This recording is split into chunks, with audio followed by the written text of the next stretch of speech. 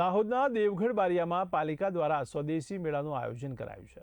તો રાજ્ય સરકાર દ્વારા ગ્રામ્ય અને શહેરી કારીગરો, હસ્તકલાકારો અને નાના ઉદ્યોગોને ટેકો આપવા માટેની એક પહેલ શરૂ કરાઈ છે।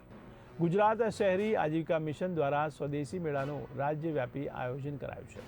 તો રાજ્યકક્ષાના પૂર્વ મંત્રી બચુ ખાબડના હસ્તે આ સ્વદેશી મેળો ખુલ્લો મૂકવામાં આવ્યો। તો સ્વદેશી મેળામાં ખાણીપીણી તેમજ ઘરવખરી સહિત અનેક અવનવી વસ્તુઓના સ્ટોલ પણ લાગ્યા છે।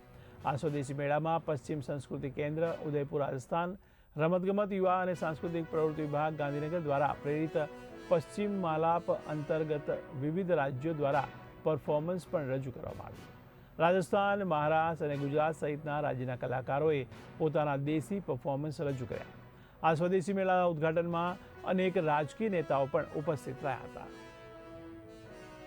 અને એવા પ્રસંગે દેશના વડાપ્રધાન શ્રીમાન નરેન્દ્રભાઈ મોદીએ સ્વદેશી ઉપયોગ, સ્વદેશી ઉત્પાદન કરીને ભારત વર્ષ સમૃદ્ધ બને એના માટે ગામડામાં કામ કરતા કારીગરો, મારા નગરની અંદર કામ કરતા કારીગરો, સખી મંડળની બહેનો સ્વદેશી હાથ બનાવતી તમામ વસ્તુઓ કરીને આજે અનેક સ્ટોલો નગરપાલિકા અને મામલતદારશ્રીના માધ્યમથી આ કાર્યક્રમ કરવામાં આવ્યો છે।